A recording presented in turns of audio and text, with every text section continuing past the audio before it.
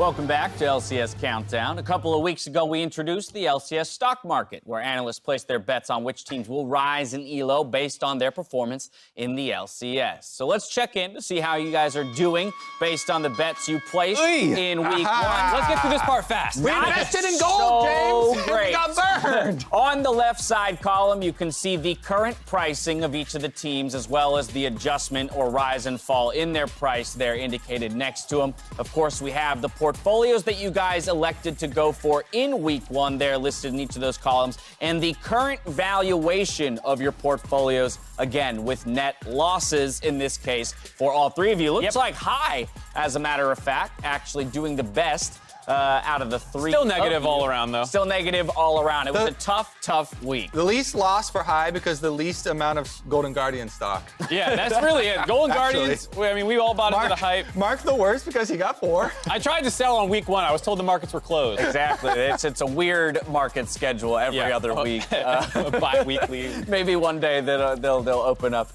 more often. Just for... in case you guys were wondering what a good portfolio would look like, I just wanted to show you guys what I had invested in. Oh, really? Week one. Yeah, no, yeah. I was with you all day, James. You did not do this. I mean, I did it on Slack. It's not like I voiced my reasoning to you guys. Give me your reasoning then for picking 6 CLG shares. I go with my heart, Kobe. Every single pro player. I went with CLG because I knew it would net me a profit. I mean, how much more? Yeah, you knew because you made that last night. Because you did it yesterday. Yeah, you did it yesterday. Quite clearly, all right? But that is what a winning portfolio looks like. You guys, of course, were given the opportunity to adjust your portfolios here going into week 3. Essentially, the valuation of your current portfolio could be respent in any way you want. Let's take a look at yours, I actually can't believe you're doing this. Hey, Mark. You can't believe it, but I'm doing it. You're taking a point from my portfolio. I don't listen to you ever. You're clearly learning. So the strategy here is Team Liquid's a bit of a control stock. I think, you know, that even worst case scenario, they'll go 3-1.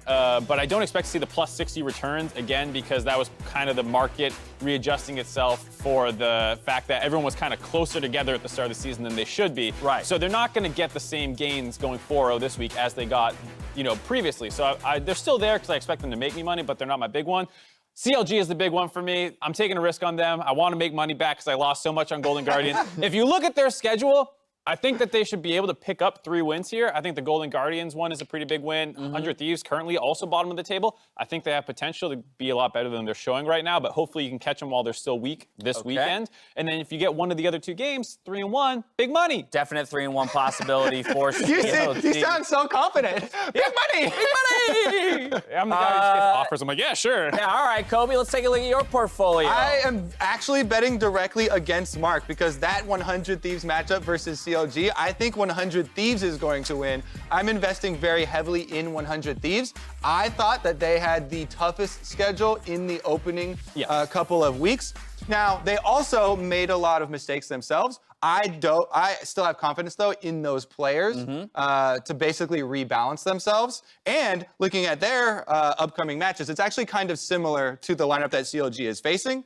And I expect 100 Thieves to actually get the better of that. Yeah, it's a similar strategy, just on different sides of who we think will be the big winner this week. Exactly. You see a lot of the middle of the pack teams there that they're going to have to compete against here in their next 4. Both of you taking that Team Liquid insurance policy of, hey, at least I think this team is so much better than the rest. They're going to win. I'm not going to lose all my money. High's not here today, but he did go ahead and send us his updated portfolio for week 3. He's going even further down the Team Liquid hole here, throwing 4 of his purchases behind them, and then very much still a diversified portfolio behind that. Cloud9 has a little bit of faith. Clutch, Echo Fox, and 1 still in Golden Guardians. I don't know if that's like, hey, Golden Guardians turned everything around and they skyrocket. He's going like the Bonds approach, you know, like not high returns, but you're probably going to make money on Team Liquid, and then you hope you make money on a couple of the smaller ones. I like that they use the picture. He's in a Golden Guardians jersey for his portfolio. He still has a piece. We'll update that. This is the Liquid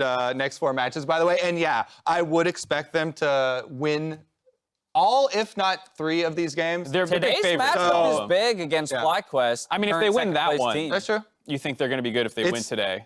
Yeah. Fair enough, though. Me and Mark are looking to make the comeback. It makes sense that he's doing this strategy since he's in playing first place. from ahead. And all of you are chasing me. With 100 Thieves versus Clutch Gaming just 4 minutes away, let's go ahead and get you guys' predictions for the day. Taking a look at them, one difference.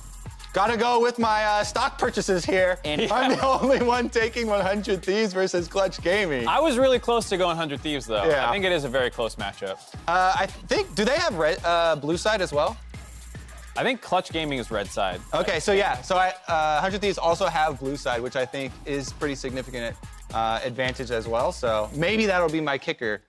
I was throwing his weight behind Echo Fox there in that fourth game, while the both of you are choosing CLG. Why so confident in CLG over Echo Fox? I think the mid lane's a little scary for me. I like Power of Evil and I like Wiggly a lot, and Rush and Phoenix have been kind of underperforming, and I think Stixxay and Biofrost will do fine against Apollo and Haku, who have been really good. All right, well, returning our attention to that first game of the day, 100 Thieves Clutch Gaming. Let's throw some win conditions out onto the table. Kobe, you're up first. 100 Thieves, they got to do it for your stock portfolio, so what's it going to be? Yes, they do. Yeah, tell them. Please, play to your strengths. Camp for someday early on, send Anda up there. Huni is such a volatile laner. Like, you know how he's going to push up. You know that you can gank him. We've seen it successfully, not just this year, but also last year at the tail end of that, in even international play. So if you get someday fed early, you can get Huni behind. If you don't get Huni behind, then he's going to steamroll, and you can just rely on Afro and Bang to carry later. All right, Mark, how do we bankrupt Kobe? I mean, I completely agree with his assessment, which is why I'm saying invest in DeMonte early on. Give him resources to actually carry. I think that's the biggest weak point on the map right now for 100 Thieves, pretty clearly. DeMonte's also been your best part so far. And if you're going to give him in-game resources, the other side lanes have to calm down and not push super hard and, like Kobe said, be really gankable, because that's their kind of consistent play style, but pull it back a little bit, be safer, let DeMonte win his matchup, which he should be doing better in. And I think that's going to be the big ticket win, but if Huni is pushing up like crazy and Piglet's pushing up like crazy, I get pretty nervous. Right, suggests there might be a pretty interesting push and pull in this matchup if the teams decide to maybe let one lane suffer in interest of getting another ahead. Yeah, and they don't have to do this like as long-term game plan, but I'm saying for this matchup versus Huhi, give DeMonte the tools. You want to see Safeo Fox? I've never seen a safe Echo Fox game before. Doesn't seem like it's in their nature, right? We'll see. Especially with Rush at the helm. With that, we're going to throw it out to the battle arena to get ourselves into game one. Thank you very much, Dash. Ladies and gentlemen, welcome to another exciting installment of the LCS. I am Clayton Captain Flowers Reigns, joined once again by Isaac Azale Cummings Bentley, as we are about to bring you into the kickoff game here for week number 3. Real question is each episode a week, or is each day an episode? You know, are we on episode 3? This is the beginning of the day. I am not ready for these philosophical questions. I feel blindsided. I thought you had it all planned out. No, man, this is improv. But you're having me improv deeply difficult questions. But right now, we got a minute before these two teams face off. And especially for 100 Thieves coming into this game, what a lot of their fans are looking for is for this to be the rebound week. Yeah, they obviously had very high expectations. They talked about it during Countdown. The fact that Afromu and obviously the whole team was still looking pretty down even after their Golden Guardians win, because not only did they have an incredibly hard schedule, they dropped all 3 games against those supposed top teams, and they got beaten pretty badly in those games, right? This is a team that people are expecting to be challenging for the top of the standings, and they are looking to have the beginnings of their bounce back right here. So since they didn't look as good as a lot of people were hoping they would against those other top teams, now the new challenge is, well, let's make sure that they can still compete and beat the opponents that everyone expected them to be able to beat. Clutch is a team coming out of the first couple weeks of play that has also looked scarier than I think a lot of people would have given them credit for, and they're a team to keep your eye on. They definitely are, and Kobe talking in his win conditions, wanting 100 Thieves to be going to the top side, camping for Someday. And Someday is a guy who, for me, has not been performing to expectation so far this season. He has been one of the very best top laners in North America for quite a while. People point to him as the best or second best almost all the time, and so far he's not impressed this season. But if they can get him going, you have a 2-time world champion joining your team in the bottom lane, paired up with someone who was an MVP last year. Certainly, this is a team that has the talent, has the potential to get back to those top spots? Well, it's a pretty red champion select here. Let's see how red the Rift gets after these two teams start that head-to-head. Looking at the bans, it's Rumble, Lee Sin, and Silas banned away. His poor performance in EU earlier this week did not dissuade them from still wanting to keep him out of Summoner's Rift for now. Akali, Lucian, Cassio also banned out. And Huni is a guy who I've been seeing playing a lot of Silas. It's definitely, I think, his style of champion where you can be very aggressive, where you can have a champion that rewards a lot of creativity, so it makes some sense to take that away.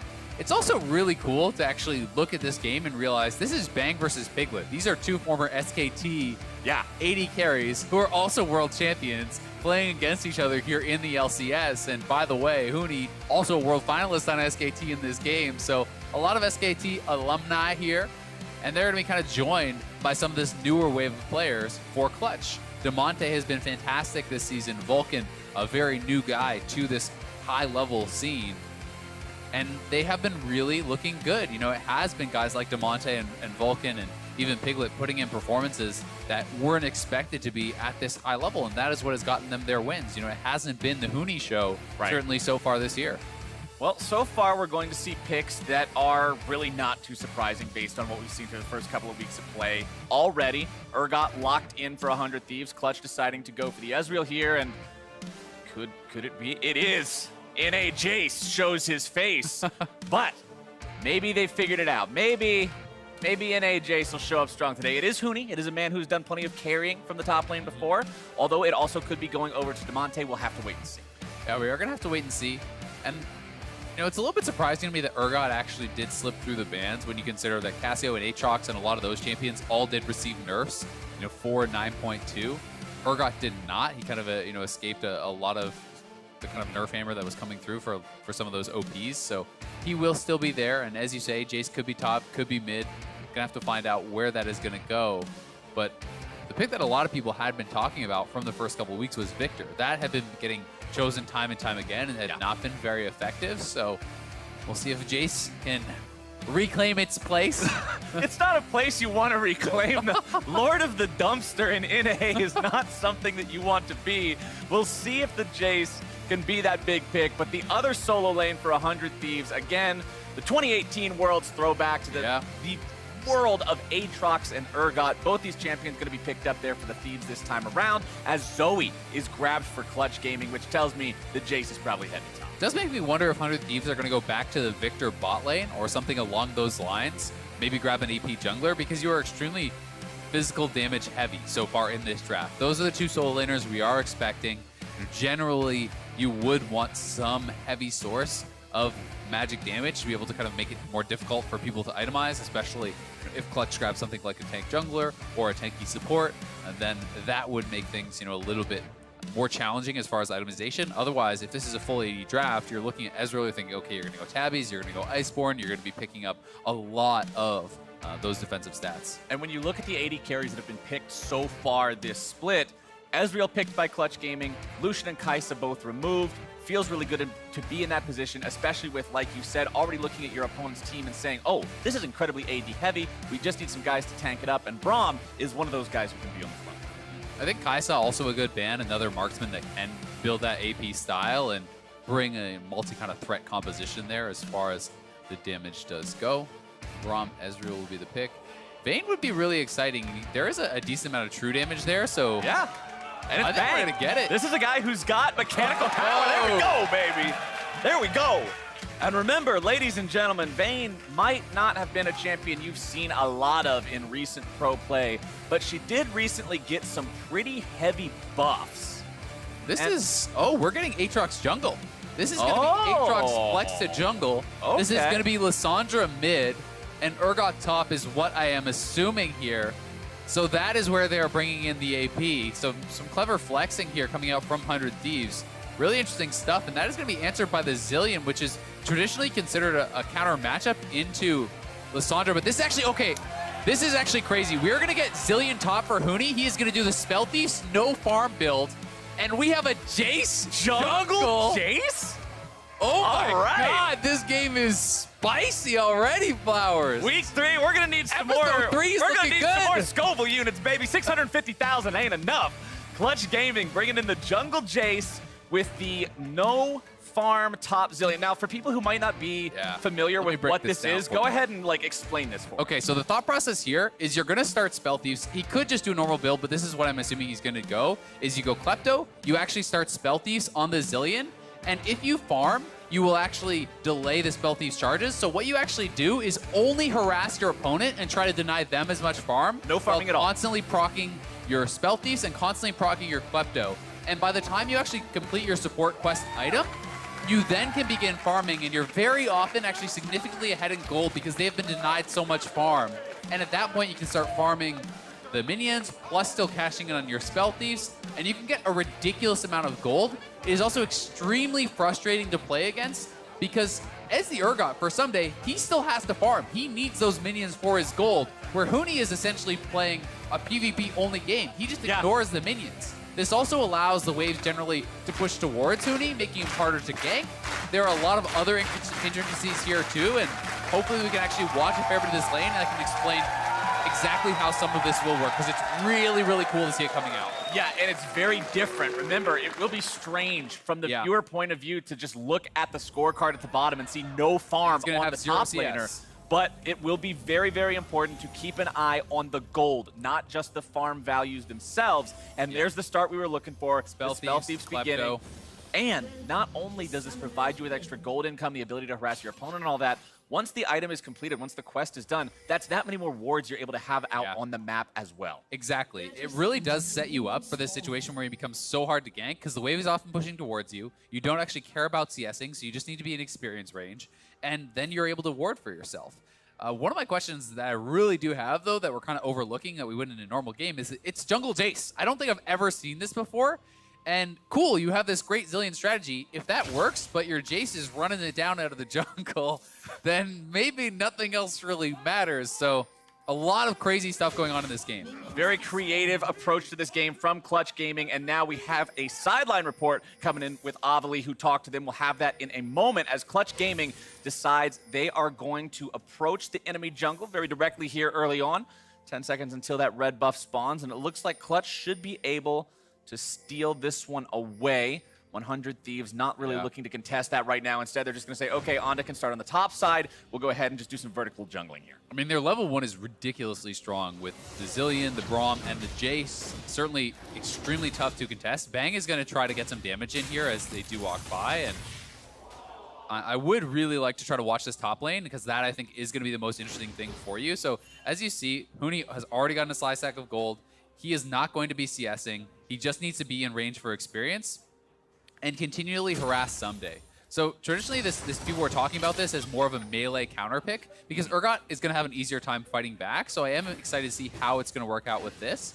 There are also some other important optimizations because every time you take a CS, it delays the Spell Thieves charge by about 20 seconds. So what you can actually do is you can CS every cannon, and also before you base, you should always take 1 or 2 CS. So it shouldn't be absolutely none, but you want to be intelligent about when you're proccing it. Right. And also getting back for an early Frostfang is extremely important because you need to complete your support quest as fast as possible so that you can begin doubling up and really getting the most out of this gold. So this is going to be really, really interesting to see how it works out here for Huni. And as you can see, the wave is going to be pushing towards him, so you can't really gank him. Yes, it will eventually reset, but we'll see if he does take the cannon, if he's really kind of figured out all the optimizations or exactly how he wants to play this out. But this is so, so interesting. And so much of how you're going to track this is gold versus gold, and also what Someday's farm is compared to other players in the game, right? Because you want to be keeping him down. And as you can see, Huni with 0 CS has more gold than the Urgot, who has 17. So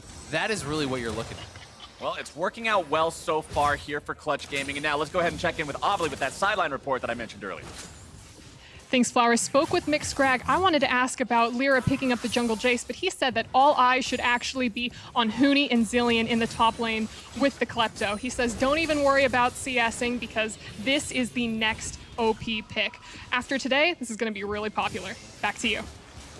And I think that is so interesting because what it also does is it brings up the question that people have always asked since the beginning of pro play is, why don't you see these things that are so obnoxious in solo queue translate as well into pro? And if you ask any top laner one of the most obnoxious things in solo queue is ranged top laners just sitting there and hitting you over and over and over again. You're like, this is uninteractive. What am I supposed to do against this? Quinn, Teemo, Jace, Ken, and all these notorious lane bullies. Well, what happens if we take that a step further and just remove farming, remove all the normal aspects of League of Legends, and just be the biggest pain in the butt you can? And it turns out it might be a viable strategy. Yeah, I also think there's other optimizations that we haven't been seeing as much as, where, okay, if you're not farming any of these early waves, yes, there is Monster Hunter, but the jungler can still come and pick up some of those early waves, especially when you're looking at LCS where they have less gold than usual because they're focusing more on warding and counter ganking and all these other strategies. You know, if there's a stacked wave coming in, there's no reason Jace can't just come up, pick up all that farm, then go right back to it, because you're not really taking anything away except for some of the experience that is shared there. But it's definitely very interesting. And you know, if there were a champion that would be fairly effective against it, I do think Urgot makes sense, because as you see, at least CS-wise, Someday's not being held down just yet. So, you know, no really crazy advantage from the harassment by any means, because Someday's playing this range champion too. Exactly. Like you already said, the Urgot has the tools to deal with this a little bit better than something that would be a pure melee matchup. A quick update for everybody. It seems that there are some UI issues right now with Bang's game. We're assessing that, seeing how quick we'll be able to resolve it. Hopefully it will be soon. But in the meantime, remember, as this game goes on, one of the most important things to do is going to be to track the gold completion, or the gold progress, I should say, towards the quest completion on that support item for Huni. He's currently at 163 gold earned. As soon as he hits 500, that's the green light. That means you can start CSing regularly. You're also going to be able to fully utilize that support item with all the wards. It's a huge power point for him. Yeah, I mean, I was messing around with this for a couple games last night, and I've been trying it out since I've seen this strategy. And you can have an absurd amount of gold. When you get an early Frostfang upgrade, you complete that support quest, you're often even or ahead on gold anyway, and then you're getting the farm plus that gold coming in. And even in losing games, I was often ending up with 2,000 or 3,000 gold ahead of the next highest person in the entire game, while not having all the global gold from turrets, etc. So it certainly can be an incredibly strong strategy, but remains to be seen, really, if it's going to work out here. Right. That's what's so fun about this. This is our first glimpse into, does it actually work in Pro? Because as much cool stuff as you can find in League, it does have to translate that gap between solo queue, 1v9, don't worry guys, I'll carry, and the competitive, communicative environment of Pro play. So now you can see here as well, Vayne, last seen in Summer Week 9, Piglet versus Dignitas, back when Piglet was on TL, 2017. It has been a minute since we've seen this champion. Yeah, I mean, this was a Piglet signature pick, right? This is something that he has been known for over the years, and I'm going to be interested to see if Huni ever picks up the cannons. I do think that is a correct optimization. I think that you are, gating just higher gold per minute by actually taking at least just the cannons. But he hasn't gone for any of them so far. So, okay, that one he did take. The first one he didn't go for. So I think this is intelligent, especially if what some players are going to start doing is they're just going to start backing off and just not allowing you to proc that spell thief all the time. So at that point, you can take some CS, but you have to be wary. I mean, if you ever take a full wave or something, you push back your spell thief charges so far that you really do end up delaying that support quest a tremendous amount. Huni getting some nice damage here. 2 bombs strapped to him. Second one's going to blow up, and there we go. Someday will continue enduring that poke, and as I check in on the gold, Someday is ahead, but he's ahead by about 100. And when you look at the fact that Huni has 1 farm, that doesn't feel too bad. So this is actually hilarious. So the reason we paused was Bang thought there was a UI error because he saw no farm on Zilean. That's the build, bro! That's the pause. I absolutely love that. Like, no. My opponent's farm isn't showing up. I can't tell how much gold he has. That's almost like a PM level pause. It's like, excuse me, this guy is getting slammed so hard, there must be a bug. They're like, no, he's just losing. It's going to be a good day of League of Legends, Dale. It is going to be a good day. We're off to a good start here, Flowers. We're off to a good start.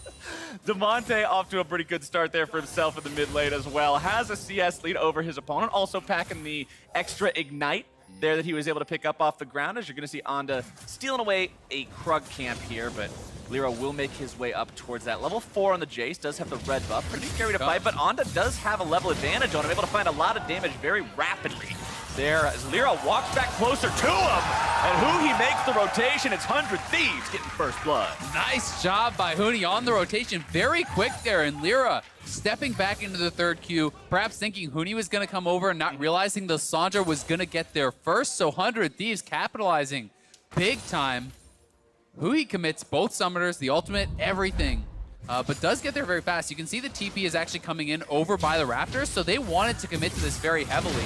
He was confident to take the fight because he has the red buff and the range advantage, but not realizing the Lissandra was there, not noticing that TP coming through. Nicely done by Hui. And this is what I think when I look at Hui. This is why a team like 100 Thieves would pick up Hui. We've talked about this before. This isn't a guy who's been known as this great 1v1 mechanical god. He's faker, he'll kill anybody and just destroy his lane.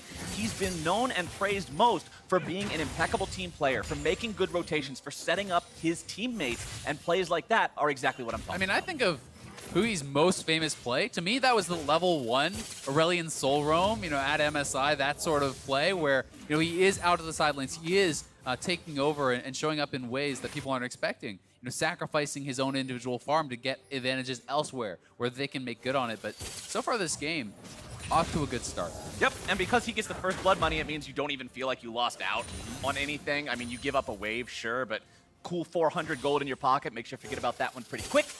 Piglet stepping up here, finding some damage, down in a bang and Afro. Knows even if they try to retaliate, it will not matter as Lyra is nearby. Shock blast with the acceleration. Two-shot barrage. Barely not going to find the kill there. Afromu taken incredibly low as DeMonte makes his way into the bottom lane, looking to find the damage.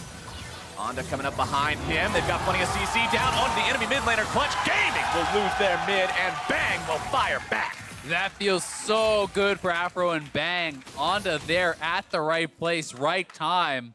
The Vayne is going to pick up the kill. And Vayne, even in CS pretty much, up a kill already, is going to be feeling really, really good because that is that late game insurance for them. So here it is one more time. Bang doesn't even use his heal. So confident that he's going to live through that. Barely does survive. And then walking right past, did not know that Onda was right behind him. He goes forward. Not sure if he even caught a glimpse of him as he came over. Knocked up again, and knocked down. By Bang. CC. Very well done by the side of 100 Thieves. And that Vayne getting that kill. For those of you who were not aware, Huni's in some trouble here in the top side. Did have the Chrono Shift ready to go. I believe just enough mana to cast it there, so would not have actually died. Could have cast the ult on himself even if that ulti hit from the Urgot. But Vayne's recent buffs were that during final hour, during the ulti, the tumble cooldown is reduced by half. You want to talk about feeling like you've got some sort of a bug on your screen? How about the one where Vayne actually doesn't go uninvisible? Excuse me, referee. Yeah, I can't see Vayne. She shot me, and then she's immediately re-invisible. I believe this is a bug. It's actually just how late-game Vayne works now, and she is terrifying if she can get to that point. Yeah, the build I've been seeing most commonly, and I think is really, really strong, is simply Blade of the Rune King Rush, right into a Rage Blade. Yep. And once you have that 2 items, you are just absurdly strong. If you can get that fully stacked up, you really are a beast. And now it's time for Huni to start really cashing in. He has completed the support quest item. He's going to be a lot safer. This is now a double Sightstone team, so flashback to Tracker's Knife, except even better.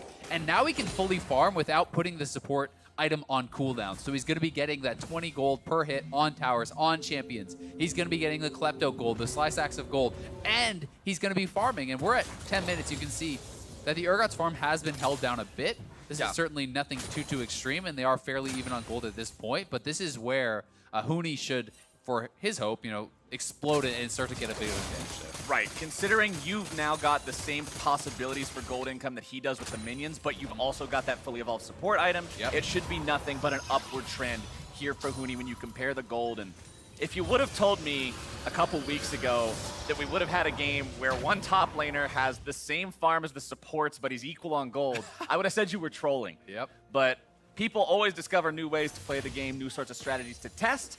We'll see how that works out for Clutch, because remember, they are on the back foot.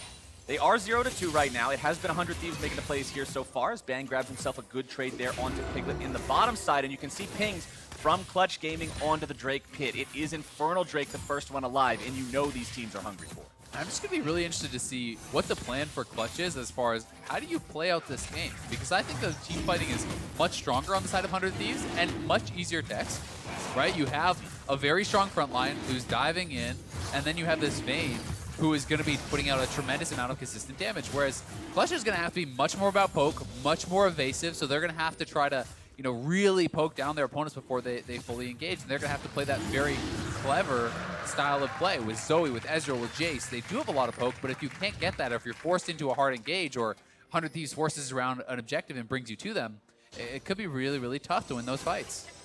Let's see if Clutch Gaming can make a play here on Sunday on the top side. Lyra grabbing some good damage there. The second bomb's about to blow. Sunday getting himself away for now. Lyra's going to be taking up a lot of damage. The ulti coming out from Sunday. He's going to make this here. You got a boom! Sunday! What a monster Someday with the 1v2 outplay. Absolutely sits Huni down there. Drop the mic Someday. Tell him to get the hell out of your lane. What a play coming out from this guy. And now in mid lane, it's time for the 100 Thieves to strike back. Demonte haven't already had to use the cleanse, and the ulti coming out from Buhi means he is nothing but free money for the side of 100 Thieves. Oh my God, that's the get out my game moment right there. As they fully commit onto Someday, they land the double bomb. Ghost is buying some space here though for Someday, gets back, and this is so smart. He doesn't actually use the ult on to Lyra because he knows he's gonna go down. He saves it, waits until Lyra is in the res, hits Huni, tower shot plus the ultimate, pulls the fear back onto Lyra. Are you kidding me? That was incredible. That is so textbook. Random College is going to charge you $500 to watch the VOD. Let's take another look at what's going to happen now. Bottom lane, the 100 Thieves trying to make themselves a play. Not quite going to find it. Onto Piglet and Vulcan. They are slippery enough to evade this one, but 100 Thieves, 5 kills up, 2K up, 1 Infernal up. Things are going good for this team, and you can let us know whenever you see a play that just gets your blood pumping like that last one. Tweet us at LOL Esports using the hashtag LCS Big Plays to let us know which ones you thought were the biggest of the day. Some days, I guarantee you, is going to be up there. Yeah, no kidding. But the funny part is, despite the double kill, despite being down 56 CS, the gold is basically dead even in the top lane, right? So that is the power of this. Zilean is going to be scaling incredibly well into those later stages and is going to still be very strong. So if they can delay, if they can continually poke towards their opponents, this is still a winnable game. Buhi doing a very good job here, finding a lot of damage down onto Demonte, almost grabbing the solo kill, but Onda shows up, tries to bring down the sword. Good flash away from Demonte, keeping himself alive. Buhi without enough mana to continue the fight much longer. Ooh, nice dodge away there from Onda, keeping himself in a safe spot. Huni hanging out over the wall here just to make sure nobody gets themselves in a spot where they have to be revived. As topside, that means Someday just has free firing time on this turret. Yeah, he's going to be getting a lot of damage down onto that. Mind you, turret plates are already gone, so cannot cash in on any more of that free gold. And we're going to have to see, really, you know, what the plan is for 100 Thieves, because they're the ones who want a team fight. They're the ones who want to try to force the objective. So I would like to see them going over to objectives like the Rift Herald, trying to bring Clutch to them. They have been winning these fights. They have incredibly strong engage. And if any of these members of Clutch do get caught out, especially if Huni is not there to bail them out, they will be going down in a hurry, you have to think. And I want to go back to what you were talking about earlier real quick, where you were describing how it seems that 100 Thieves comped is just so much easier to execute. And I honestly think that is one of the biggest problems historically with Jace and why he has this bad reputation as NA Jace. The burden of execution will almost always be on the comp that he's on. If you draft Jace, you need to be able to make your game plan become the reality of how that game plays out. And if not, well, welcome to Melee Minion Land. Yeah, exactly. You have to be able to get Melee Range Minion Land. I'm sorry, he's both. He's both, okay. He can swap it up. I mean, he has to be able to get split push advantages. He has to be able to press turrets. He has to be able to do all these different things. I will say that changes a bit with him coming out of the jungle because, you know, as you get to the later stages of the game, especially in this new world where there's less experience in the jungle, there's not as much onus on you to be that massive carry in the later stages. So, you know, he's farming fine. You know, he's right similar in gold with Onda, and he will be able to add in a lot of poke, and that's certainly what their composition is going to be strongest at with Zoe, Ezreal, and the Jace. Mobility boost picked up on him as well, so not going to have the bonus cooldown that you would see from the normal Ionian boost of Lucidity. Also won't have any defensive options, but means he should be able to rotate around the map rather quickly to help these lanes out. But 100 Thieves, again, are going to be the first ones to punch. They've got themselves the first turret. They've got themselves the Shelly. They got 3,000 gold up. And what I want to see now, Azael, is a continuation of this tempo. Don't slow down. Yeah, definitely agree. They want to keep challenging this. The Infernal is the next one, as you say. Let's see them pressure that. Let's see them drop the Rift and be able to continually knock down turrets. And I do think another kind of cool a layer as I think more and more about this comp for Clutch that works is when you think about poke comps, you want to control vision because you want to be having your Zoe and Ezreal and everyone poking from out of line of sight, right? Out of fog. And having double sweeper, double sight zone is going to help you to set up those traps. It's going to help you to control the vision and be able to really have that working in your favor. 100 Thieves, uncontested Dragon, and we'll be able to grab that up easy peasy.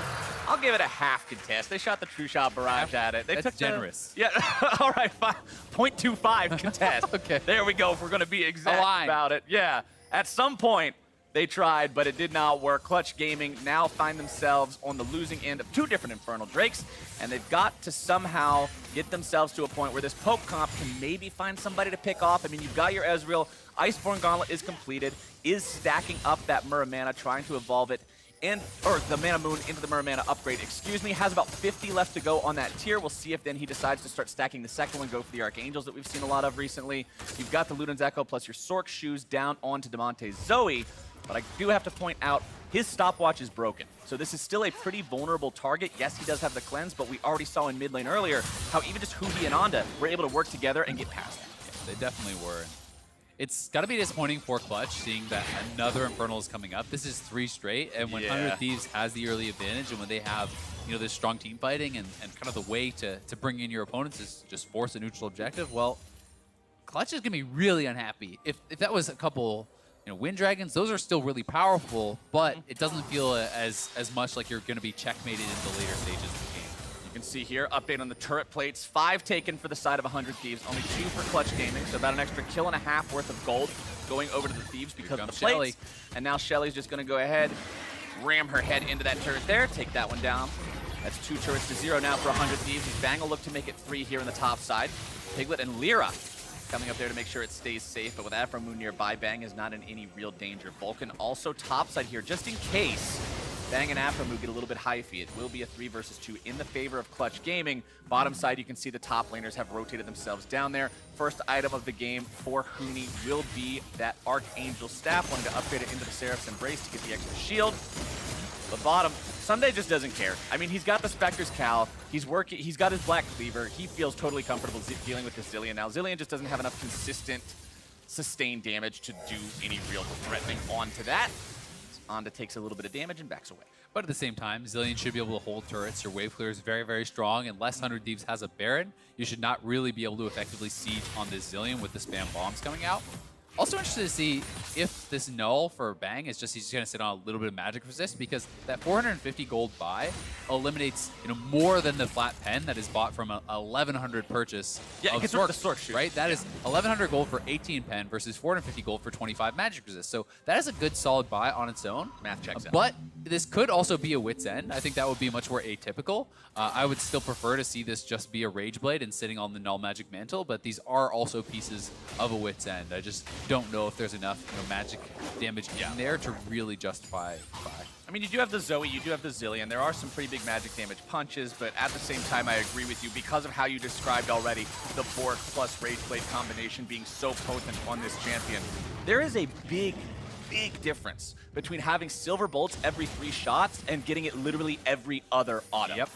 And that is exactly why that synergy is so massive. And that in combination with the fact that you have an auto reset with your tumble, that's going to be up twice as often during your ultimate, so you're constantly invisible, constantly proccing this true damage out, and the damage becomes so scary where you are just shredding through. If you cannot keep eyes on this Vayne and really lock him down, he's going to light you up. And when you look at the composition from Clutch Gaming, what do we have to lock a Vayne down? I mean, Jace and Ezreal both don't have anything that can lock her down. Huni would have to land 2 bombs, which, again, if she's in final hour, tumbling around all over the place, that is highly unlikely. So you're pretty much looking at a Sleepy Trouble Bubble or Vulcan hitting a big Glacial Fissure and just predicting where she's going to tumble, throwing her up into the air. You don't have any real huge AoE containment for this champion. And I really think Bang, especially a player of this pedigree, of this caliber, could pop off. Considering we're now 21 minutes into the game, he has been able to farm to his heart's content. He's getting there. Null Magic Mantle going into a QSS just to make sure if he gets hit by the double bomb stun or that Sleepy Trouble Bubble, he's not in trouble. Yeah, still like it. They're ahead. You know, I think that is a pretty reasonable choice. As you say, it's going to keep you really safe against the only ways he kind of does get picked off. He also has Fleet, so you that is going to be very effective against the poke, fleet footwork, plus the early life steal from the Blade of the Rune King. Likely going to be grabbing Legend Bloodline as well, which has become so incredibly popular. So even just that kind of setup there makes it so that if you don't kind of zero out this guy, he'll heal back up to full on the next minion wave. So things going certainly according to plan for 100 Thieves. I am excited to see will Clutch actually try to contest this next Infernal, because giving over a triple Infernal just feels so dangerous, and it is up on the map. All 5 of them are in the area, so let's see. Monte gets himself in sleepy trouble, but Oh, wants good to look poke. for some even more damage. Monte getting himself back now. Bang goes into the final hour, looking to grab some auto attacks down into Vulcan, able to proc a few of those. Vulcan going to be taken rather low, however, a lot of damage coming down onto Huhi now as well. Goes into the stasis, keeping himself alive. Two-shot barrage, not finding its way onto anyone. Bang going to sidestep that one, but not the shock blast.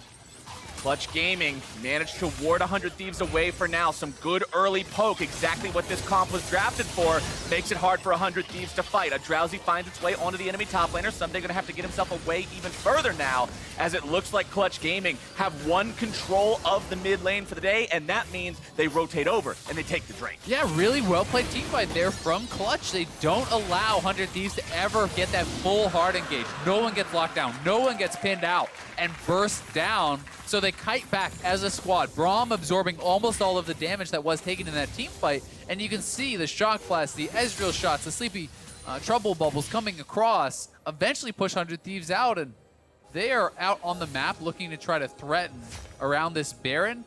But we'll see if they can actually do it. I don't think you can with 5 Clutch Gaming members unless you get a pick. There's just too much poke. That was a really promising skirmish for Clutch Gaming to me, because it showed that they were able to play to their win conditions, despite the fact that they have not managed to stop the bleeding from their early game losses.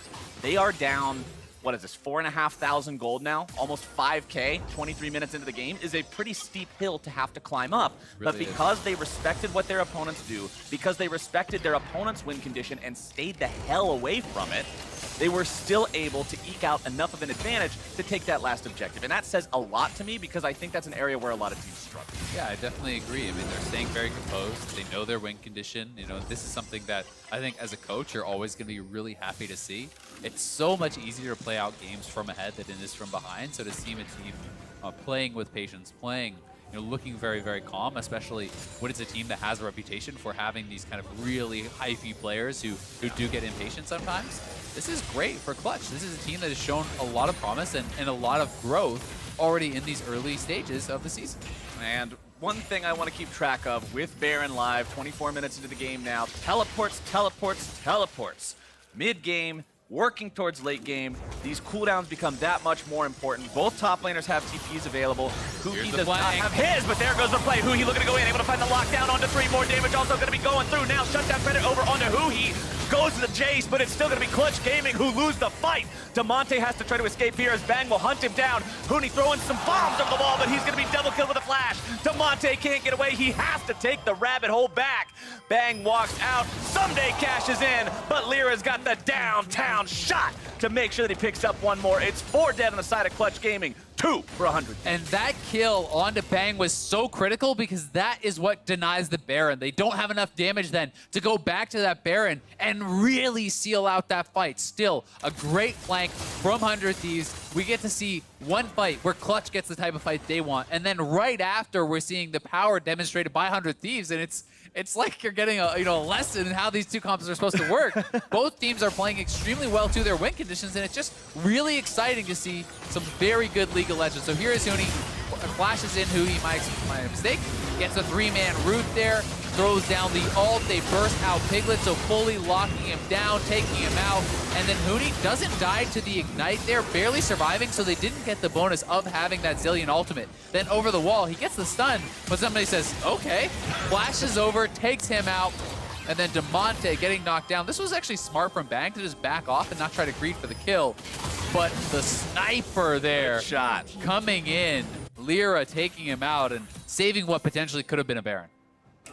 Clutch Gaming making the best out of a bad situation, but it's still 100 Thieves that take the edge in the fight. Next Drake spawning in about 90 seconds here. No more Infernals are allowed to enter the Rift here today, so it will be a Cloud showing up this time as we have hit the Rage Blade spike on Vayne. So always, always, always, always keep your eyes on this champion as we approach the next few fights. Also worth noting, the Guardian Angel on Anda means you have to kill this guy not once, not twice, but 3 times to actually tint his screen black and white, send him home to the spawn platform.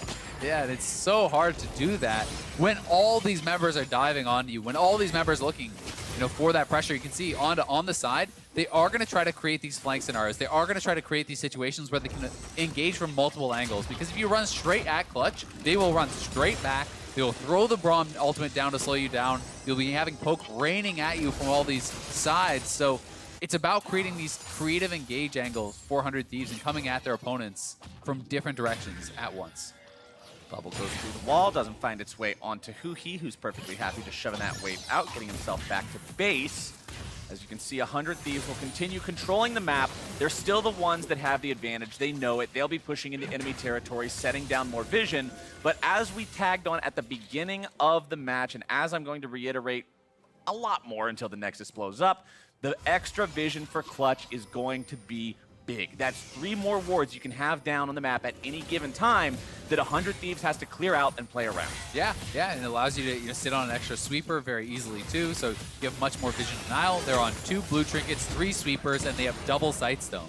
So if you're buying pinks also, you should have complete vision control, right? You should be able to control these zones, make it harder for 100 Thieves to set up around the objectives, but 100 Thieves is looking. 100 Thieves about to lose their support instantly. Demonte's got the damage onto Afro Moo. That's the kind of pick you're looking for if you're Clutch Gaming, and 100 Thieves, they just a little bit uncoordinated there. Afro Moo too far forward.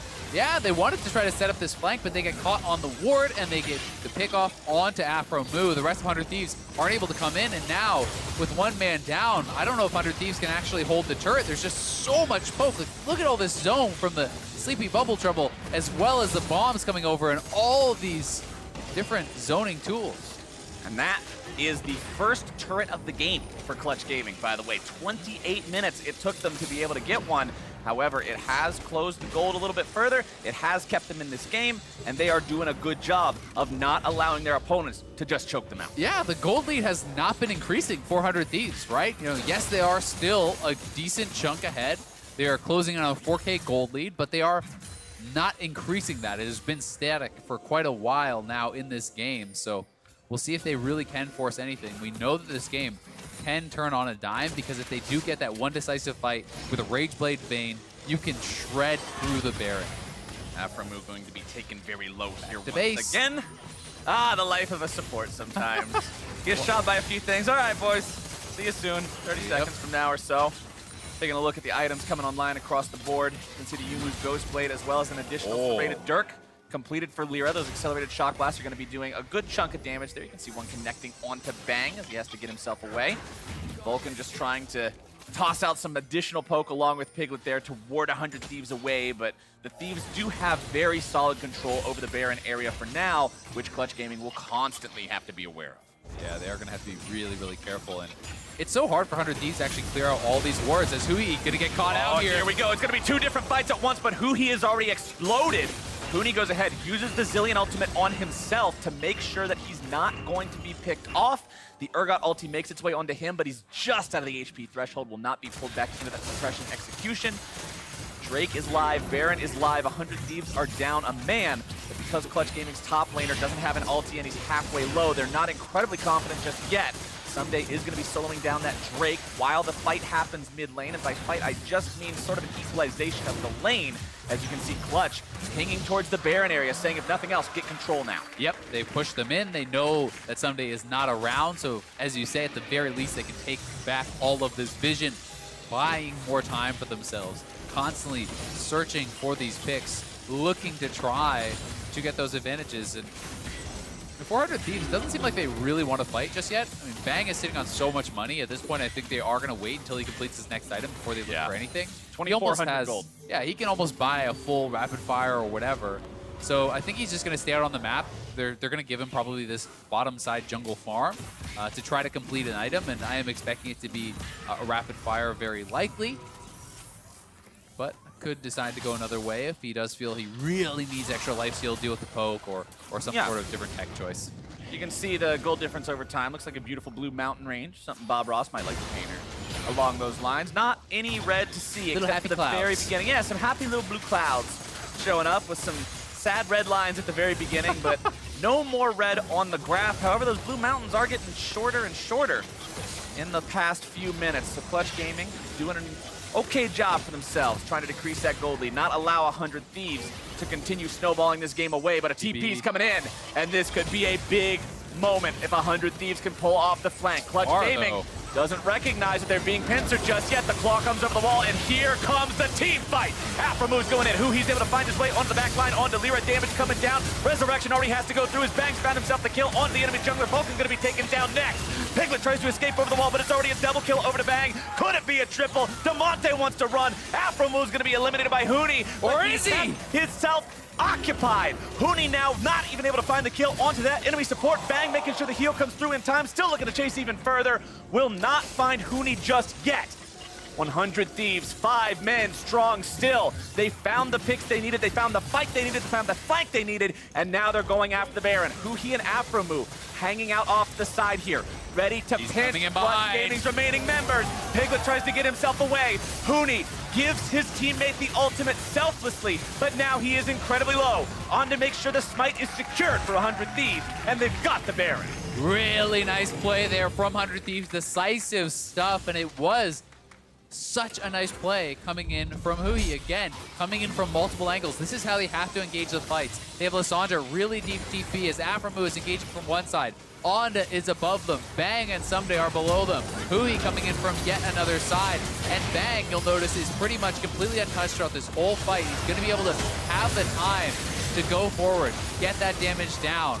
No hesitation. He forces out the ultimate from Hooney and then continues to go forward, chasing down multiple members, trying to get as many kills for them as possible. And look at Aframu, proccing the relic stacks for the heals there, and then the heal comes in from Bang, getting them just enough. And here's after the fact. Gone fishing. Pull it into the grinder. Just during the replay, that happened. So yet another kill going the way of 100 Thieves. A cool 1K bounty sitting on Someday's head, so that's a man you want to take down if you are He clearly inside doesn't Clutch. feel too bad about playing against this new age Cillian No. strategy. Not feeling too bad at all as 100 Thieves are feeling real good. 7,000 gold up, just about 7.5 now as they push the top side. Bang on this Vayne, 750 bounty on himself. Full Mercurial Scimitar with the Zeal. Yep. And then Mercurial, he's going the more defensive option. As I said, it's reasonable to get more lifesteal, as kind of a different tech choice, so to speak, there, if you're worried about the poke, right? So now he has double lifesteal from the items, 20% there, plus his runes and masteries and everything are going to give him even additional, and the magic resist. It's going to be really hard to ever take down that Vayne. Poke doesn't really matter that much to him anymore, as long as he has access to something to hit. For the next 2 minutes, the name of the game for Clutch Gaming is defend, defend, defend. They want to hold this inhibitor turret line at any means necessary, but it is difficult when your opponents have the 1-3-1 going. When you've got Someday and Bang and Aframu in the top side, while the other 2 lanes are being handled by the split push from the Aatrox and the Lissandra. Piglet will do his best to clear those waves out. He's going to draw 2 people down towards the bottom lane, while Onda is also going to demand attention here mid. You can see the damage he's able to find with the Deathbringer stance. Single auto takes a huge chunk out of that mid lane tier 3. And all these cannons are really causing a lot of problems. You can see as these waves are all starting to crash at the same time, 100 Thieves is getting so much damage down on these turrets. Mid lane turret is about 1 auto away. Bottom lane turret has fallen. Things are starting to crumble here for Clutch. They just simply don't have enough wave clear to actually answer 3 waves of Baron minions at the same time. Well, they managed to hold top lane, but bottom and middle have both lost those turrets. That means 100 Thieves can force a fight there if they so choose. Elder Drake also live now, and it's 100 Thieves who have controlled 3 out of the 4 Elemental Drakes. And Somebody's just going to start soloing it. They're actually going to continue to keep them pushed in because the Elder Dragon takes a long time to kill, but it doesn't actually do very much damage. So somebody can actually just sit over here by himself. The rest of the squad has been keeping them corralled so they actually can't come out and challenge this. They do now know that they're on it, but can you actually get over there in time with no vision pre-established besides this one blue ward? It seems like it should just be 100 Thieves before Clutch can even arrive. Yeah, Elder Drake is essentially just a double reinforced loot pinata. Very easy to beat him up by yourself, smack him around a little bit, and take that prize, as opposed to Baron, which is often pretty difficult. Can't fight back. Solo. Yeah, nothing he can do. Only one of you has a Kind of stick. cruel when you think about it. In the Someday versus Pinata fight, one has a stick, the other one does not. And that means The that other 100 just is full of candy. Yeah, and sometimes somebody else wants that candy. And sometimes that somebody else is Someday, who is 6-0-2 in this game, by the way. We started off this matchup talking about how Someday hasn't performed as Someday has in the past so far in the first couple weeks of play this split. Well, this is looking like a Someday game. It really is looking very, very impressive. And he is facing up against a new strategy that sometimes players do crumble against when they're not sure what to expect, how to particularly deal with it. But I will say the Urgot was very well suited to deal with this ranged harass. He's not a melee, as that was just a visual bug, who he was not actually there. But Clutch is looking to try to get Oak over the walls. That is their big hope. They need to chunk someone out before they hard engage into the fight. We'll see if they're able to do it. But this is 2 open inhibitors, 3-man squad in the bottom lane, as well as the Elder Dragon there. So if you don't instantly win the fight as Clutch, You're going to lose it. blasted. Yep. Bottom side, Bang putting the autos into the inhibitor. Clutch Gaming not in a spot to really contest this one. Bang doing a great job just stepping in between the bombs. Not taking damage from either one. Does eat a single shock blast. Onda down to about 1/3 HP. Remember, he does have 2 additional lives, so it's not as if he's in any real danger just yet. 100 Thieves continuing to try to draw some attention to the bottom lane, so Someday and Huhi can find some damage onto that second inhibitor mid. They're just starting to completely ignore all the poke. Bang actually got hit by quite a few things there, but he's healing for so much at this point. They just cannot chunk him down, and Someday, very, very tanky in his own right. First inhibitor has already fallen. They're waiting, I think, for this big wave that is stacked up on the top side to actually be able to push in there. Bang's going forward. Bang's going in. Wants to find some damage onto Piglet. Huhi decided to start things off, dropping down the ulti. Huni going to go into the stasis now himself. Piglet barely getting himself away. Huni goes into the resurrection as DeMonte tries to throw in a couple of projectiles, lands to sleep, but can't find the paddling after. And that means it's free inhibitor over to the side of 100 Thieves. Clutch cannot get anything in return. And they're going to go straight to Baron. They could, as Bang does barely avoid that Sleepy Trouble bubble.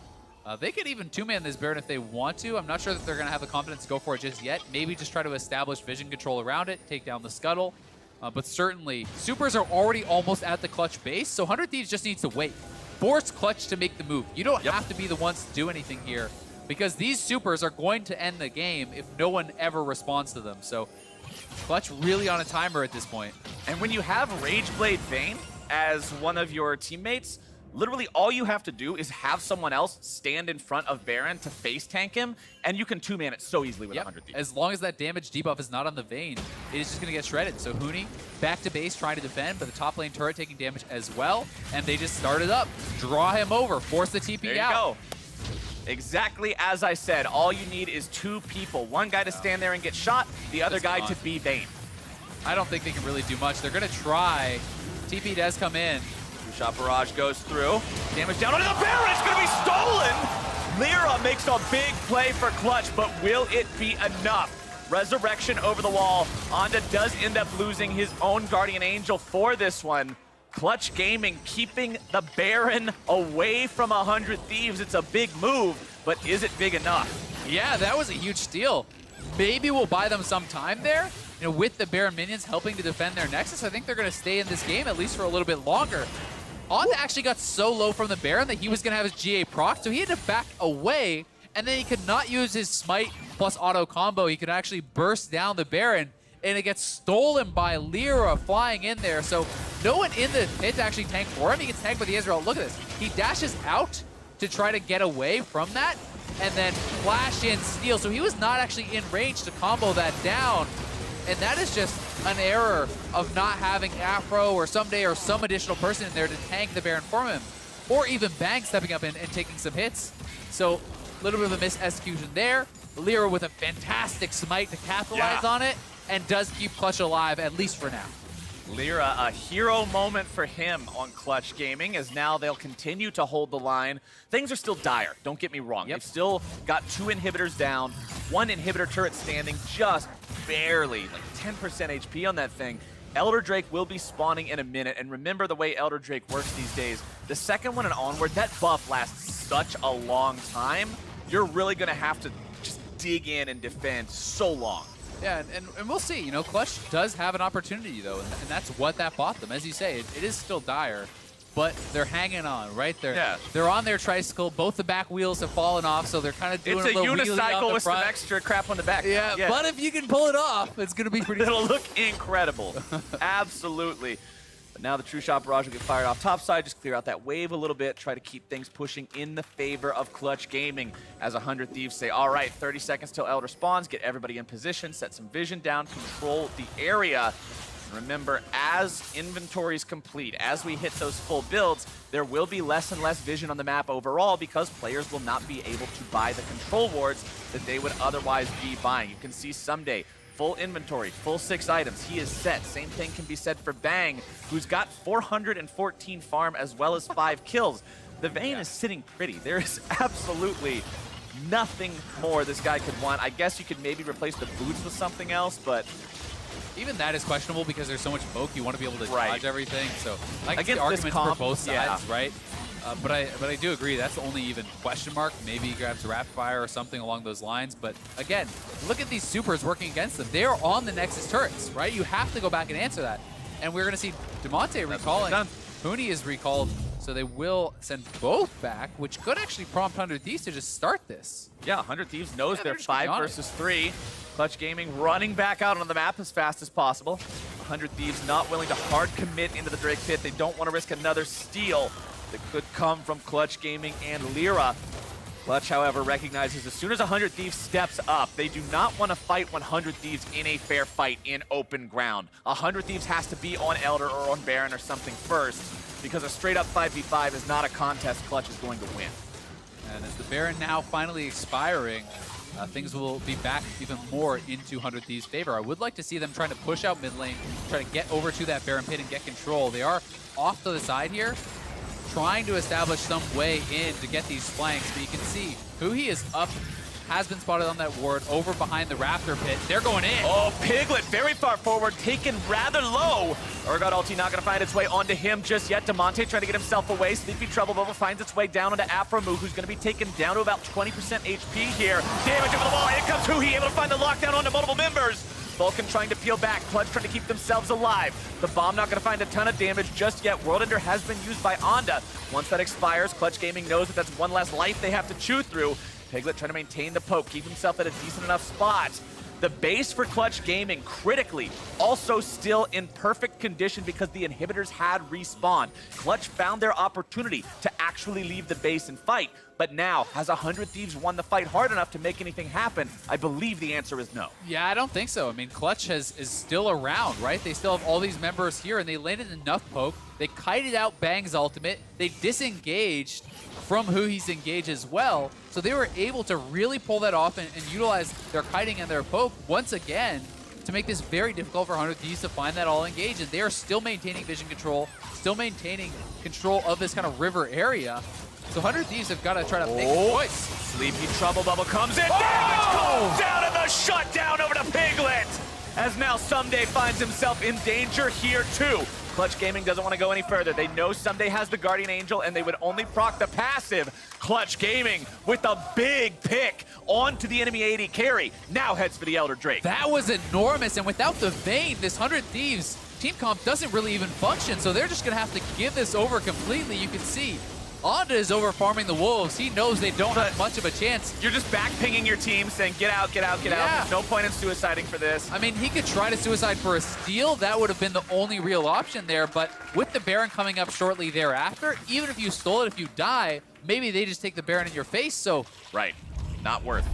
Here it is. Taking another look. One more time. The sleep onto Bang, and I believe he did not have his QSS available for this time. So Someday goes in front to block, but you know what you can't block? The Ezreal ultimate. Oh, the Zoe Q snuck around the side there. Demonte weaved that like Angelina Jolie curving a bullet. That was so good coming out from Demonte. This kid has been performing so well for this team so far this split. He has stepped up time and again. And even though this game, he doesn't have the most amazing scoreline in the world, 2-3-3, pretty average. But when you can come in the, and Lord forgive me for this pun, clutch moments like that and make it happen.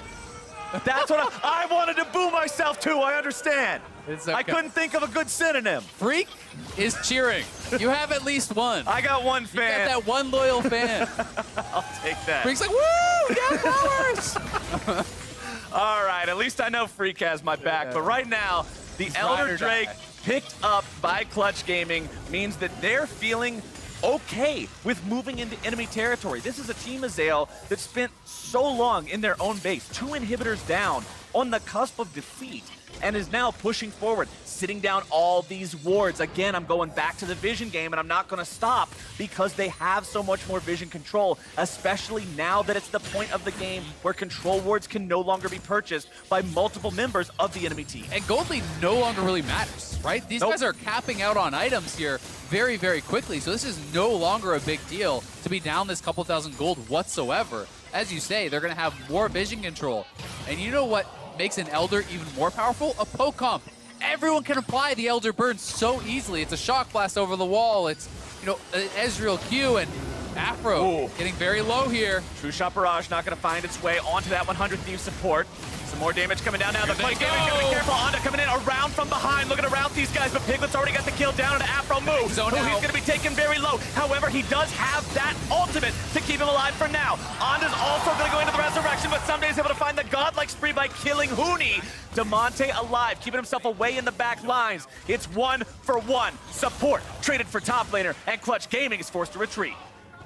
Yeah, they are pushed back as such close fights, the slimmest of margins deciding these two fights. And you can see Bang is having such a hard time actually entering the fights. He's getting zoned out by multiple members, and Afro here looks like he has gotten caught out, but Onda is going to come around the side over towards the Dragon Pit. If he had gone back into that Ezreal ult, he might have just gotten lit up. So they decided to make the call, okay, we are going to engage here. But watch Bang. The sleep comes down. Then the Braum ultimate is zoning him out. He's over here in the pit. He can't get in, but 100 Thieves is rushing the Baron Flowers. 100 Thieves saying it's 4v4, but you lost your top laner. That's more important than our sleep. support.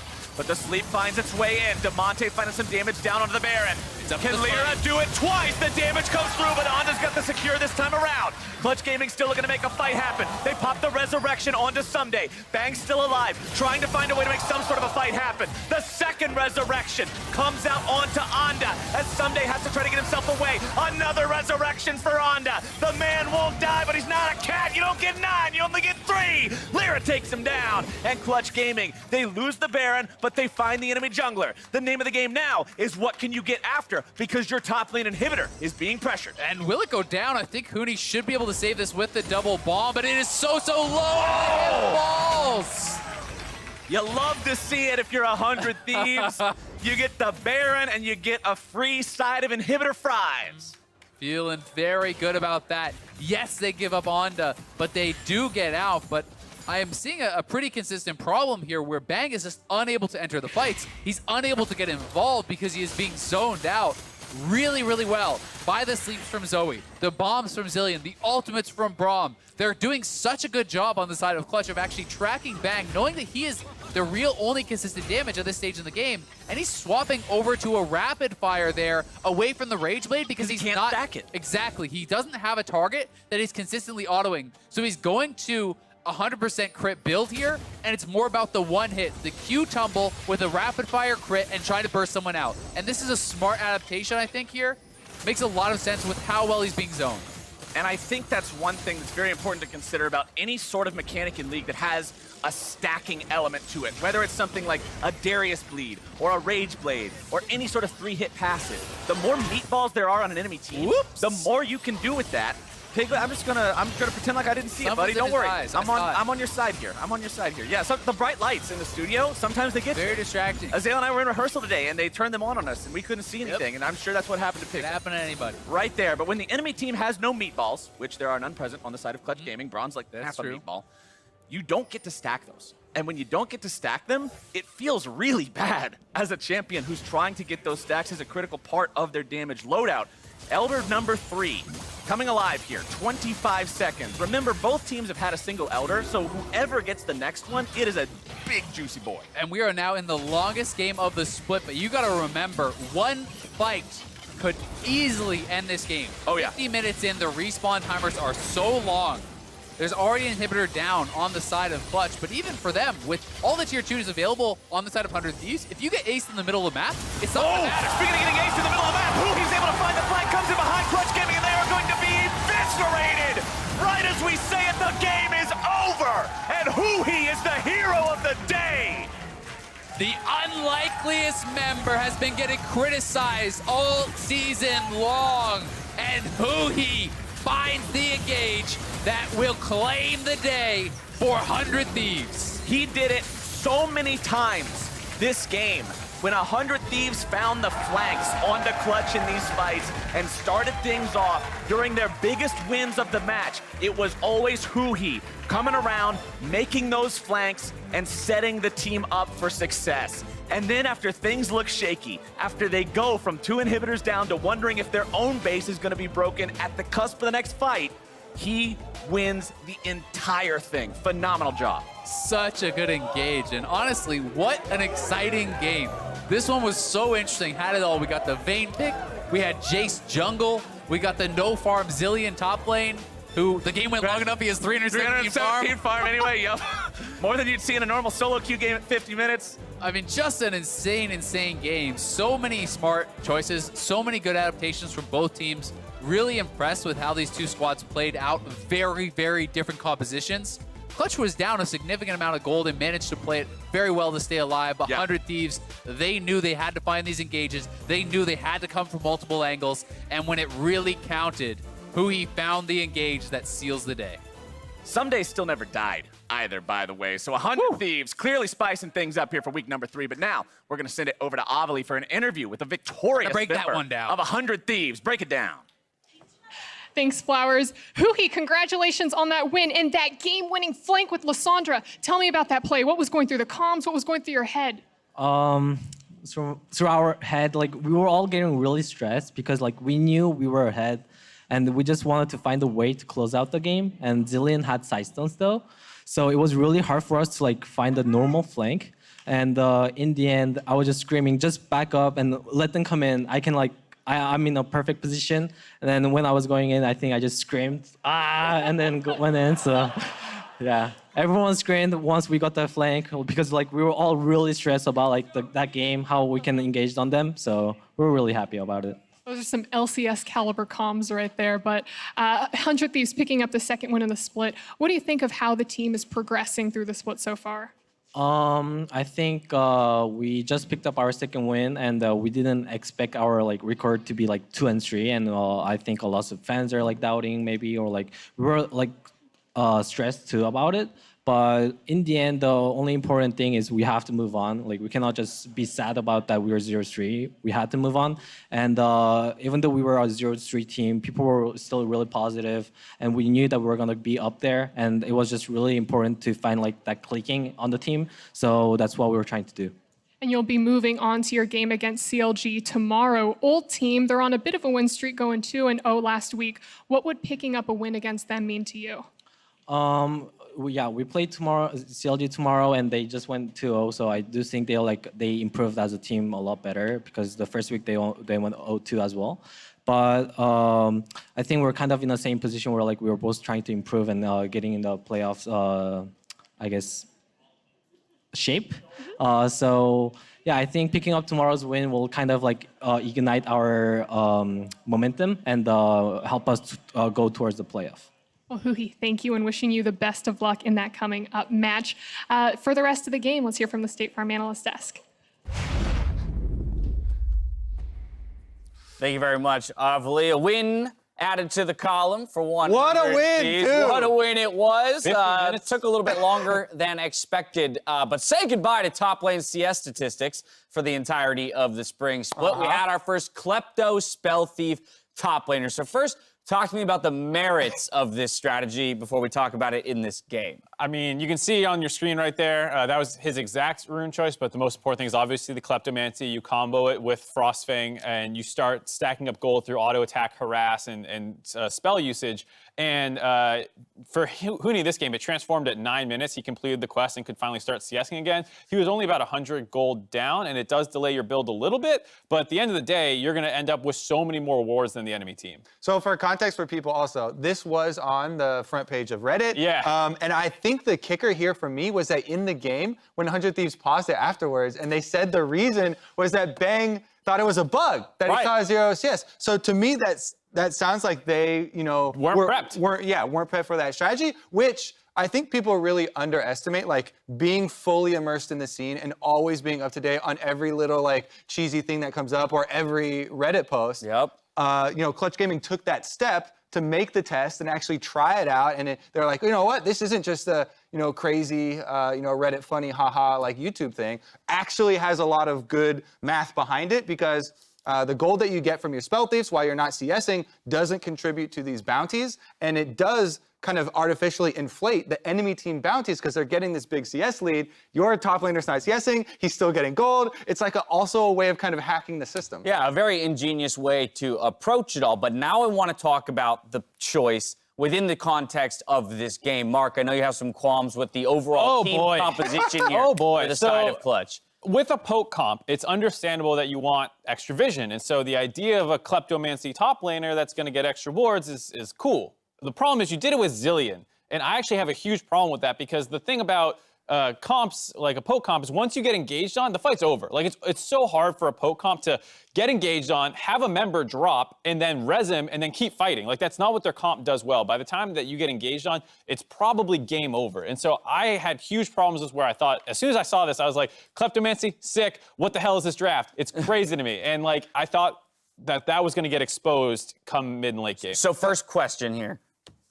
We keep the Zilean pick. What is a better composition for the top lane to go along with the top lane Zilean? Then I'll ask a follow-up. I know what the follow-up is. What other top laner would you pick then? Exactly, with this comp. Zilean top is great. I think you can throw it into a lot of comps. Like if you have an Akali mid or something, you have some kind of diver and you're going to throw the bombs on. The same way you would pick Zilean mid in any comp, I think the top laner can do it. Similarly, the problem here is, like I said, the Zilean doesn't really help to disengage too much. You have bombs, zone control, some slows and stuff, but not enough compared to like a Karma top, which can speed the whole team away and throw shields on the entire team, as well as have great poke and zone control herself. So hold on, let me interject. All right, here, tag me out. Because I actually do agree with a lot of the pros for picking Zilean in this team comp. Okay. Now, like you're saying, it is hard to execute, but the idea with most poke compositions is not to be in a state where you're ever behind like that, right? So the Zilean does add tremendous zoning power, which is really effective when your poke comp gets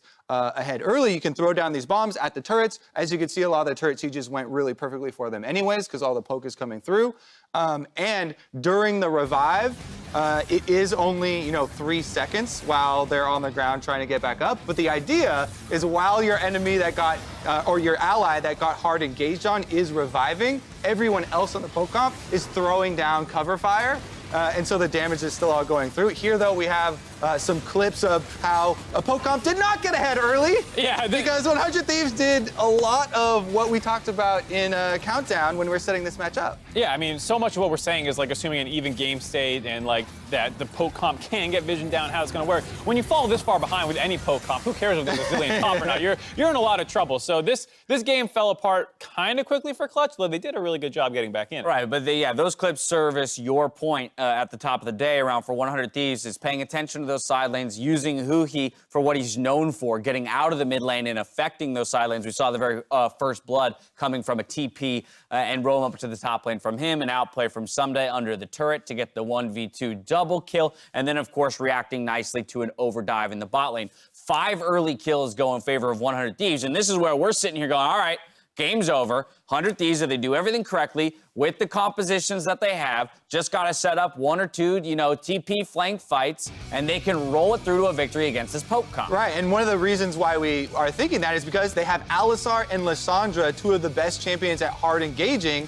However, as they talked about in the interview, there's a lot of wards here with the double warding, and here are the flankers. You can see Huhi and Onda came in this time around. This was one of the first successful flanks that they got. Well, and the big thing here is, look how many targets are getting focused down. Lyra's getting hit down. Someday's running forward. They just completely ignore the revive target. Yeah. So I'm like, what is the Zilean doing in this comp so much better than anything else? Most of the revives, sometimes someone got out, but like they could largely ignore it and just find cleanup kills at other points because either you're getting AoE comboed, which is how they won the game, was an AoE engage, or this one where you're picking off multiple people at different points, and you can just ignore the guy in the front that's getting revived because no one can step up to protect that guy. That's why I absolutely loved this game. It was so fun. It was such a good game because we have had a lot of games throughout the world where the strategies have become narrower and narrower, but this was such a clear delineation between the poke comp, between the hard engage. The poke comp also went the extra edge to get another round of wards, so they could try and ward all the areas. He talked about how difficult it was for them to find those positionings.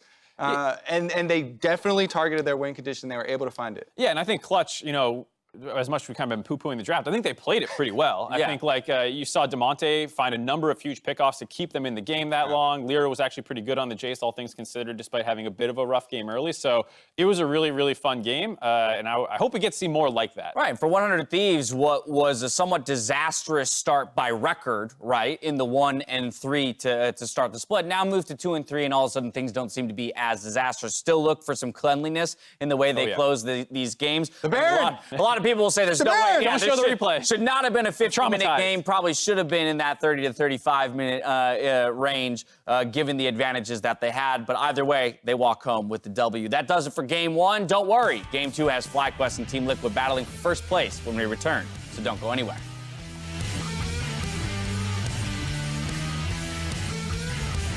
I love Victor.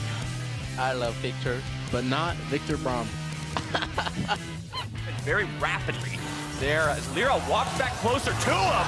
And who he makes the rotation, it's 100 Thieves. The ulti coming out from Sunday. He's going to make this here. You got them both! Sunday! Goes the play. Huhi looking to go in, able to find the lockdown onto 3. More damage also going to be going through. Now shut that credit over onto Huhi. Goes to the chase, but it's still going to be Clutch Gaming who lose the fight. Resurrection already has to go through. His Banks found himself the kill onto the enemy jungler. Vulcan's going to be taken down next.